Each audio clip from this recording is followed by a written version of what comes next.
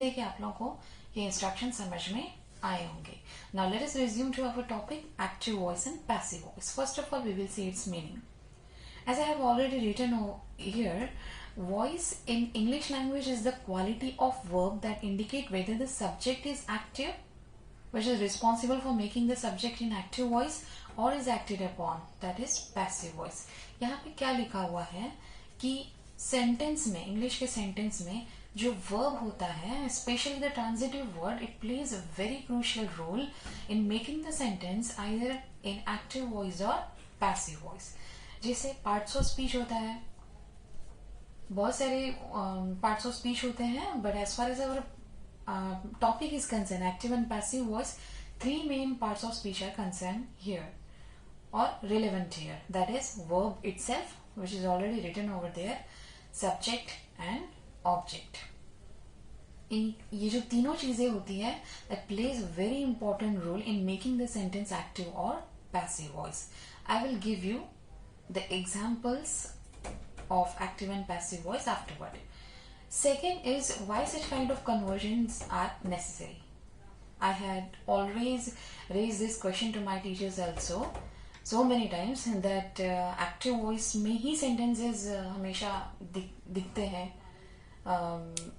फिर उसको convert क्यों करना होता है passive voice में, क्या reason है?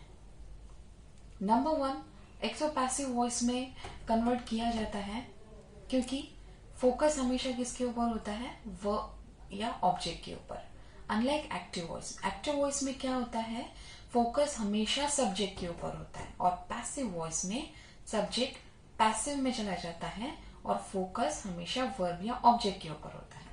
Another reason passive voice English sentence में यूज करने के लिए वो है when the subject is unknown. जब हमें सब्जेक्ट का पता नहीं होता है कि एक्चुअली डूअर कौन है, या फिर सब्जेक्ट इज ऑब्वियस. ऑब्वियस मतलब क्या, पता है कि सब्जेक्ट कौन होने वाला है.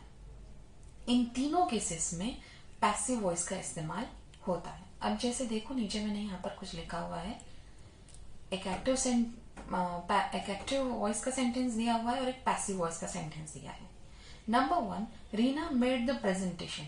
It's in active voice because the stress is given to whom, Reena, who is the subject of this verb.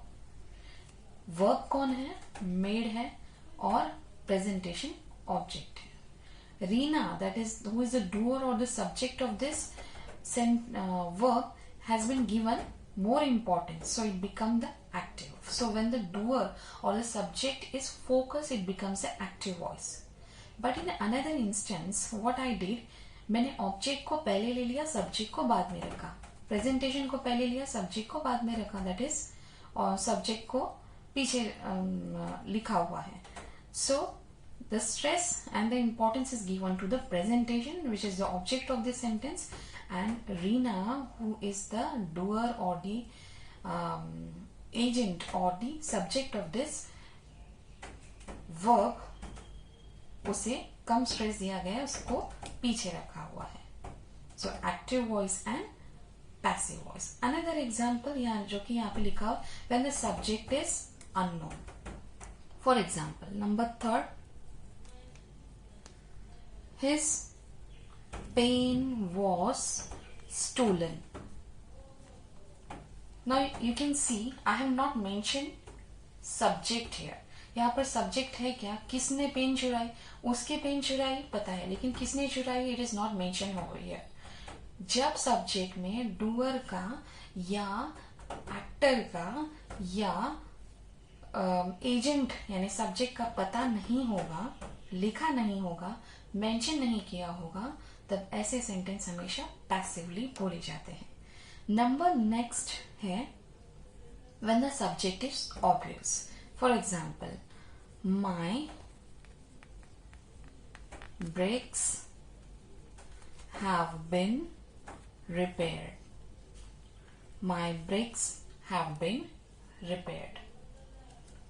मेरी गाड़ी के जो भी टेक्निकल प्रॉब्लम्स हुई थी अब वो दूर हो गई. सो ऑब्वियसली यहाँ पर भी मैंने किसने दूर की, किसने गाड़ी को रिपेयर किया वो नहीं लिखा हुआ है, बिकॉज समझने वाली बात है, जब पेशेंट होगा तो वो डॉक्टर के पास जाएगा, ना कि वेजिटेबल वेंडर के पास जाएगा, राइट? उसी तरीके से अगर यहाँ पे गाड़ी की बात हो रही है या किसी टेक्निकल चीज के बारे में बात हो रही है, तो ऑब्वियसली उसका डूअर, उसका एजेंट, उसका सब्जेक्ट कौन होने वाला है?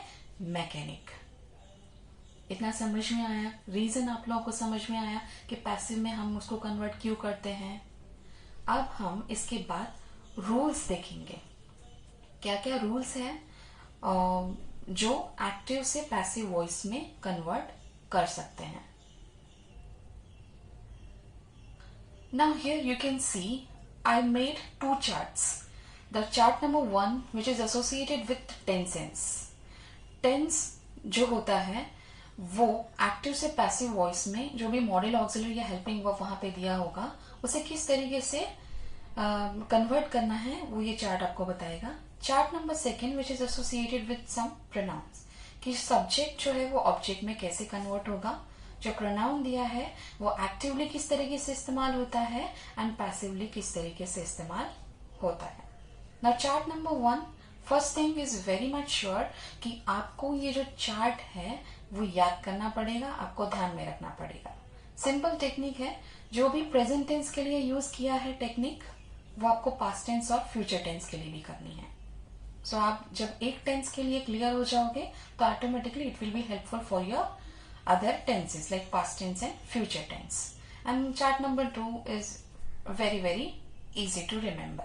Chart number 1, tenses I have written. First of all, present tense, present indefinite जिसमें एक्टिव वॉइस हमेशा डज या डू इस्तेमाल होता है, पैसिव में वो इज, एम और आर हो जाता है। प्रेजेंट कंटिन्यूस इज, एम और आर है तो उसके साथ हमेशा बीइंग लगता है। प्रेजेंट परफेक्ट है जिसमें हमेशा हैज और हैव का इस्तेमाल किया जाता है। पैसिव में हैज और हैव के साथ हमेशा बीन का इस्तेमाल होता है।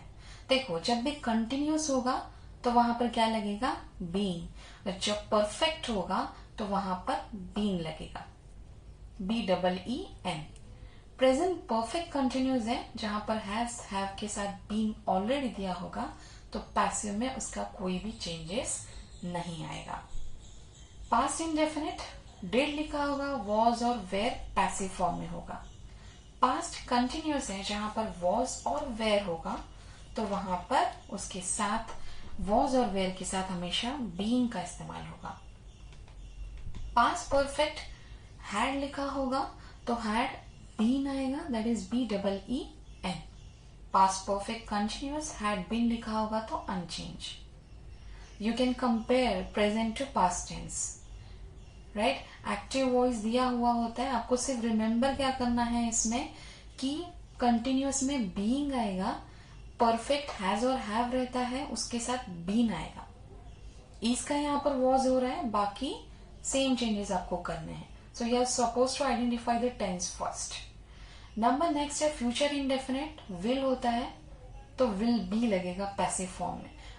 अगर फ्यूचर कंटिन्यूस में विल बी होगा, ऑब्वियसली होता ही है, तो वो अनचेंज रहेगा, यानी उस पार्ट में आपको कोई भी चेंजेस करने नहीं है। Then future perfect continuous, sorry future perfect will have लिखा होगा तो उसके आगे विल हैव और been. Then future perfect continuous will have been होता है तो वो ऑलवेज अनचेंज होता है, उसमें किसी भी प्रकार का चेंजेस नहीं करना होता है। Chart number 2, pronouns are given here, subject, object। he, him में कन्वर्ट होता है, she, her में, it और you हमेशा अनचेंज होता है, it का it, you का you, we का us, they का them, I का me।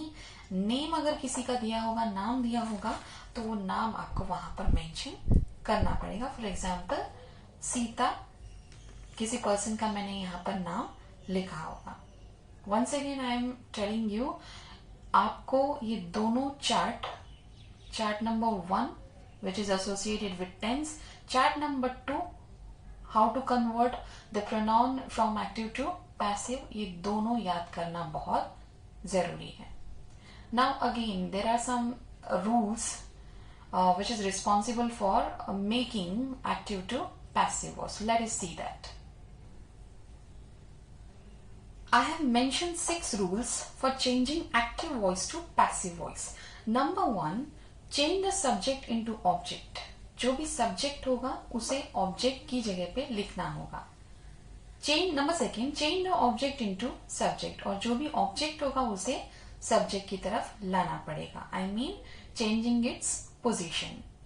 Number 3, use past participle. Past participle मतलब क्या?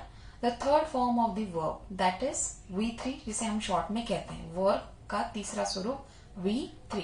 यूज पास्ट पार्टिसिपल और V3 of the given verb. Sentence में जो भी वर्ब दिया होगा उसका तीसरा स्वरूप पास्ट पार्टिसिपल हमको लिखना होता है। Number 4, use helping verb according to the tense. कभी कभार क्या होता है, सेंटेंस में हेल्पिंग वर्ब नहीं होता है, तो ऐसे सिचुएशन में, जैसे हम लोगों ने चार्ट में पढ़ा प्रेजेंट इंडेफिनिट, पास्ट इंडेफिनिट, तो ऐसे सेंटेंस में हम लोगों को helping verb according to the tense of that given verb identify करके हमको लिखना होता है, otherwise sentence will remain incomplete. Number 5, use being in all continuous tenses. जहां पर भी आपको कंटिन्यूअस टेंस दिखाई देता है, whether it is future, past और प्रेजेंट, कंटिन्यूअस में है तो वहां पर आप लोगों को बीइंग लगाना जरूरी है। Number 6, use being BEEN in all the perfect tense. Perfect tense मतलब क्या, कैसे आइडेंटिफाई करोगे इसे? प्रेजेंट में जैसे हैव होता है, हैज होता है, पास्ट टेंस में हैड होता है, तो वो परफेक्ट टेंसेस कहलाते हैं। जहां पर भी परफेक्ट टेंस आपको मिलेगा, irrespective of the future, past और प्रेजेंट, आपको वहां पर बीइंग लगाना है। Now we will sum up all this rules into a formula. जैसे मैं सबसे पहले तो आप लोग को एक एग्जांपल दूंगी। I ate an apple। अब इस सेंटेंस में आप देखोगे तो आपको जब पैसिव वॉइस में करना होता है तो first of all we are suppose to identify the subject. यहाँ पर सब्जेक्ट कौन है? आई है। एट क्या बना आपका? वर्ब। एप्पल क्या बना? ऑब्जेक्ट। अब इसको हमें कन्वर्ट करना है पैसिव वॉइस में, तो क्या करोगे? According to the first two rules, subject को ऑब्जेक्ट, ऑब्जेक्ट को सब्जेक्ट में कन्वर्ट कर लो। कन्वर्ट करना मतलब इसका पोजीशन बदल दो, ऑब्जेक्ट को लाओ सब्जेक्ट की तरफ, तो एन एप्पल, राइट। अब हेल्पिंग वर्ब आपको कहीं दिखाई दे रहा है? नहीं। That is formula number 4, use helping verb if it is absent in the sentence. Yes, it is absent in this sentence. अब helping verb according to tense करना है, तो इसका टेंस देखो 8 है, ईट नहीं है। ईट प्रेजेंट में बनता है, 8 पास्ट टेंस में, तो पास्ट टेंस का हेल्पिंग वर्ब क्या आएगा? वॉज। An apple was. अब पास्ट पार्टिसिपल, दिए हुए वर्ब का पास्ट पार्टिसिपल हमको यूज करना है, that is V3, eat, eaten. इसका V3 क्या बनेगा? Eaten. An apple was eaten by, I pronoun का मी बन जाएगा। देखो सब्जेक्ट यहां पर चेंज हो गया, कहां पर आया वो? मी में बदल कर आ गया। अब देखो ये सब्जेक्ट था, ये हमारा ऑब्जेक्ट था, हेल्पिंग वर्ब मिसिंग था तो उसको हमने लिख दिया, और यहाँ पर V3, और ये पैसिव वॉइस में ये वर्ड हमेशा लगता है। तो अब इसका हम एक फॉर्मूला बना लेते हैं, यानी पैसिव वॉइस बनाते समय हमारा फॉर्मूला क्या होने वाला है? ऑब्जेक्ट